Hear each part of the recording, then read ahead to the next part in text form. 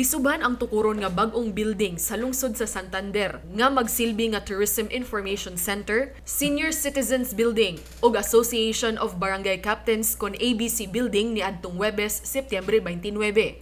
Ang 3-in-1 nga building gastuan sa kagamhanan sa lalawigan sa Subo ug mokabat 6 milyones pesos nga anaa nahimutang sa gawas lang sa munisipyo sa maong lungsod.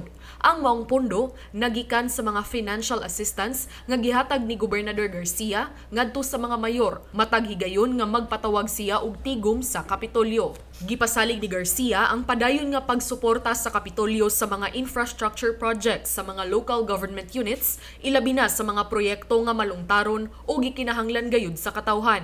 Akong isaad nga sa tanan nga panginahanglan lungsod sa Santander kay sayod ko ang inyong pangayoon di man sa personal kanunay man gyud na alang sa katawhan nalipay magay ko ang ako mga gipanghatag nga mga suporta naa gyud na gibutang og infrastructure dili ba nga kanang mawara ba.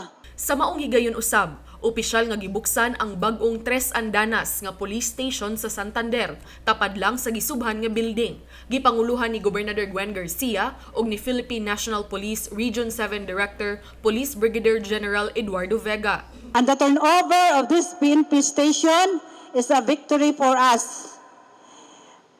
Kani ang atong police station na-construct ni siya sa panahon pa sa mitaliwan na natong former inahansa atong lungsod Mayor Bibi Wenceslao.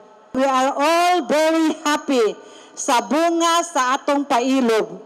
We have the standard police station that I used to envy sa ubang mga lungsod. Sa iyang pamulong, gipasalamatan ni Garcia ang kanunay nga suporta sa kapulisan, ilabi na sa pagpatuman sa iyang mga executive order. Sa iyang bahin si General Vega, mipasalig kang Garcia sa suporta sa kapulisan sa gideklara ni Garcia nga all-out war batok sa illegal nga drogas. And so I thank really the leadership of the PNP for seeing to it that all PNP personnel in the different towns and cities be given a building commensurate to the respect and dignity that the PNP deserves. Paula Mendoza, Balita sa Subo.